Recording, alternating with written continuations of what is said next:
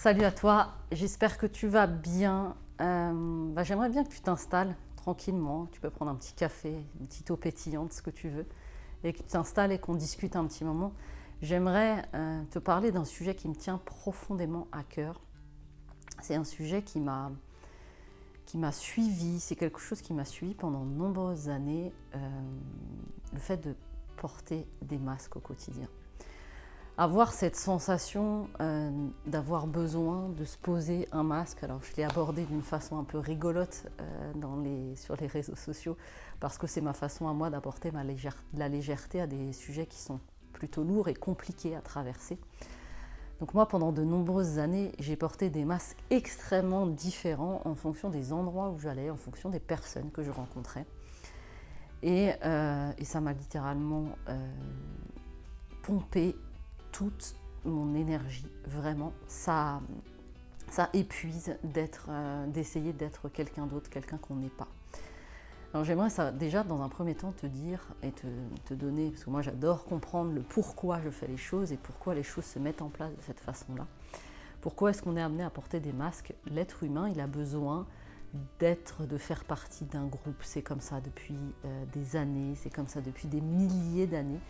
On a besoin de faire partie d'un groupe parce qu'avant, notre survie en dépendait. Et donc, on a gardé en nous, dans nos gènes, dans notre histoire, tous, on a la même problématique, c'est qu'on a besoin de faire partie d'un groupe. Et pour moi, ce n'est pas une mauvaise chose.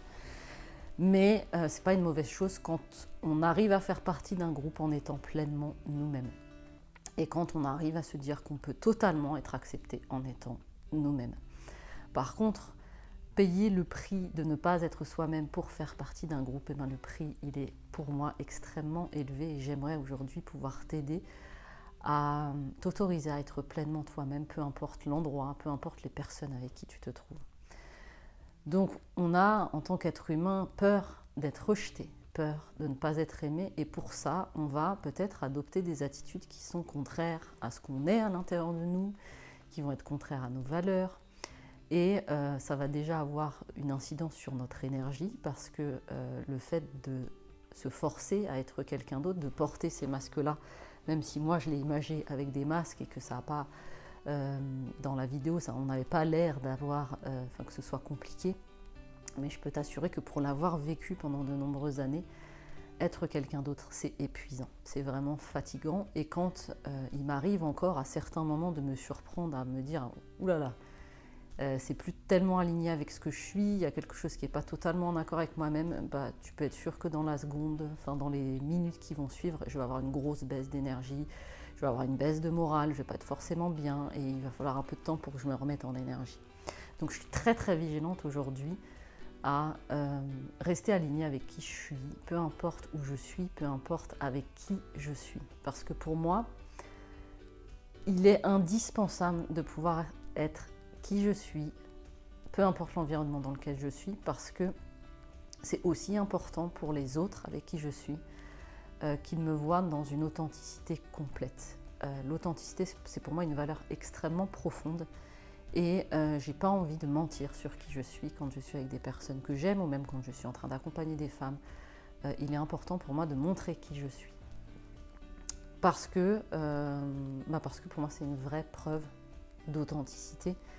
Et comme je te le partageais, c'est une valeur qui m'anime profondément. Donc, en plus de te faire baisser totalement ton énergie, le fait de porter des masques va avoir une incidence sur l'estime que tu as de toi. Puisque, alors moi ça m'arrivait très souvent de me dire, mais purée Aurélie, pourquoi t'as pas répondu ça? Pourquoi t'as pas eu cette attitude-là? Pourquoi est-ce que tu t'es laissé faire? Pourquoi est-ce que t'as laissé dire?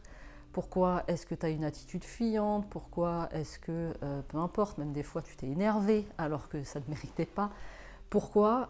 Il y a toujours cette question, mais purée, pourquoi tu as fait ça? Pourquoi tu as fait ça? Moi, c'était la question qui revenait, mais purée, c'est pas du tout ce que tu voulais faire, c'est pas du tout ce que tu voulais être, c'est pas du tout ce que tu voulais dire, mais que tu l'as quand même fait.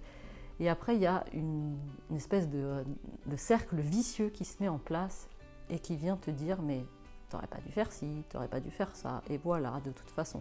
Ça va venir valider des croyances limitantes que tu as à l'intérieur de toi et qui font que ton estime de toi va en prendre un coup à chaque fois que tu changes de route, que tu fais une sortie de route, on va appeler ça comme ça.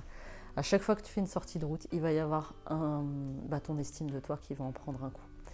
Et moi, ma raison d'être aujourd'hui, c'est vraiment d'accompagner les femmes à ce qu'elles soient pleinement épanouies.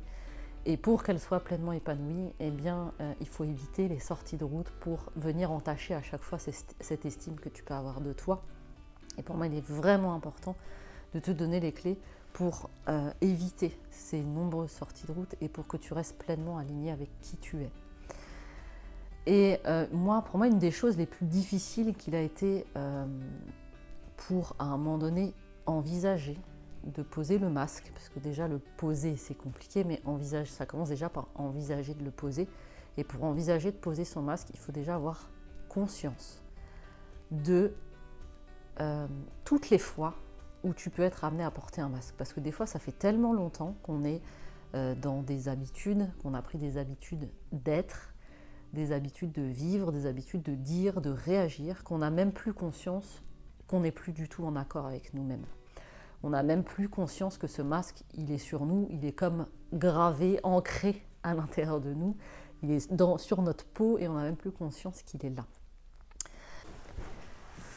Et je pense qu'on a un formidable outil à notre disposition dont on sous-estime le pouvoir, c'est notre corps.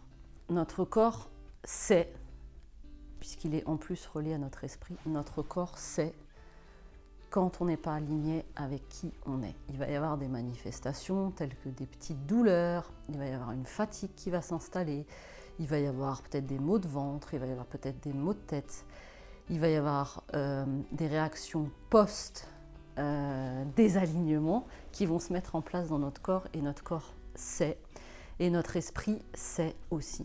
Et on a tendance à pas du tout écouter notre corps.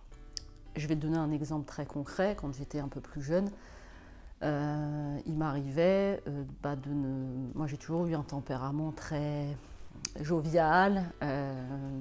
J'avais beaucoup de joie de vivre, j'aimais beaucoup rigoler. Mais en parallèle de ça, j'avais absolument pas confiance en moi. Mais en tout cas, ça m'animait. Moi, j'ai toujours adoré faire rire les gens. Mais j'avais ce côté très timide qui prenait l'ascendant. Et du coup, j'avais beaucoup de difficultés à me mettre en avant. Et pourtant, à me mettre en avant, c'est pas forcément me mettre en avant, mais à prendre cette posture de j'aime faire rire les gens, j'aime apporter ma joie de vivre.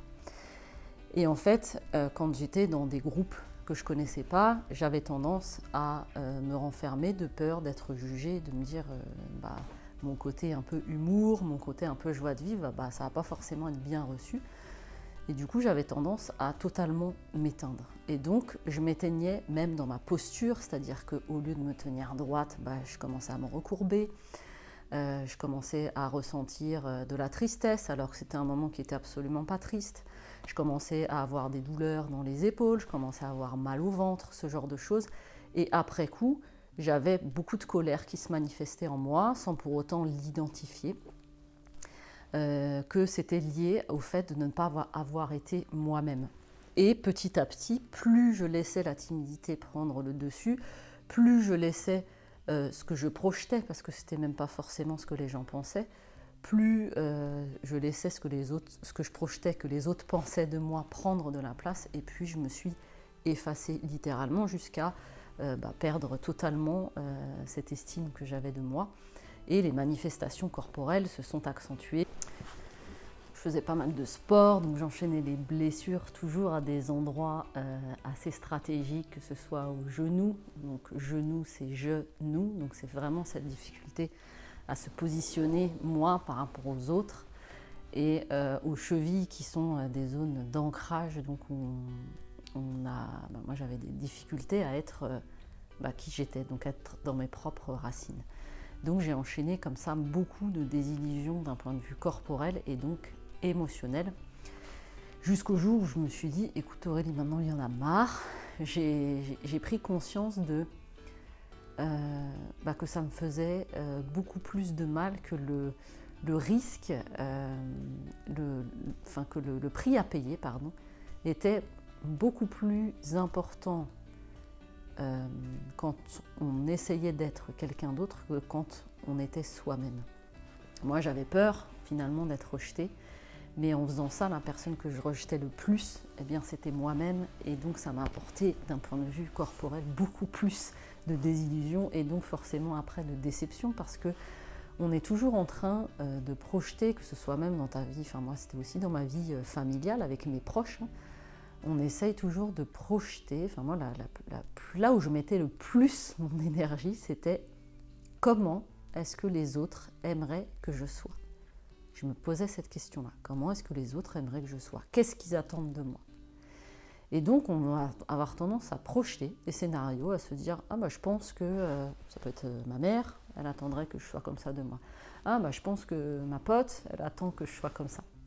Ah bah je pense que mon petit copain à l'époque, il attend que je sois comme ça. » Donc on va déjà certainement se planter totalement sur ce que l'autre attend, puisque comme on n'est pas à la place de l'autre et qu'en plus on ne lui demande pas comment est-ce que tu aimerais que je sois, ben on va avoir tendance à se planter, donc on va expérimenter tout un tas de choses parce qu'on voit que l'autre n'est toujours pas forcément satisfait, puisque de toute façon il ne pourra pas l'être satisfait, puisque tant qu'on n'est pas nous-mêmes, ça n'arrivera pas et on ne pourra jamais satisfaire les besoins de l'autre quand on essaie d'agir sur soi. La seule chose, et ce que j'apprends à mes enfants tous les jours, la seule personne sur qui tu as un pouvoir, c'est toi-même. Donc je te répète, tu ne pourras pas changer ce que les autres pensent de toi. La seule chose sur laquelle tu peux agir, c'est toi-même.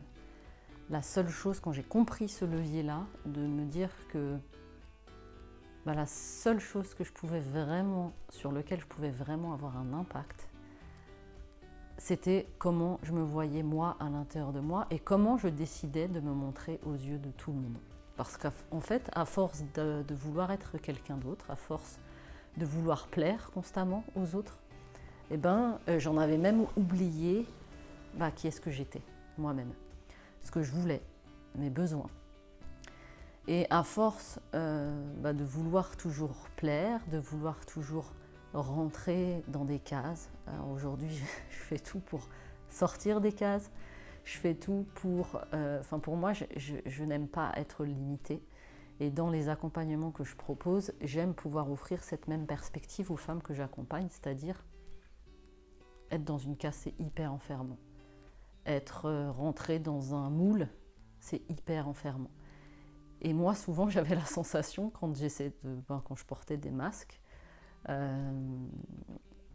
n'y a pas si longtemps que ça, hein, mes enfants ne sont pas très grands, il n'y a pas si longtemps que ça, je pense que vous connaissez tous toute la boîte un peu de forme cubique et avec des différentes formes. Donc il y a des cylindres, il y a des boules, il y a différentes formes comme ça, des parallélépipèdes, etc. Et il faut essayer de rentrer dans la bonne forme sur le cube. Et moi, souvent, j'avais la sensation d'être une forme et d'essayer de rentrer dans une autre forme. Donc j'avais la sensation qu'il fallait que je me contorsionne pour pouvoir rentrer dans cette case-là qui n'était absolument pas conçue pour moi. Quand j'ai compris que, en fait, il n'y avait pas de limite à qui on était et qu'il y avait...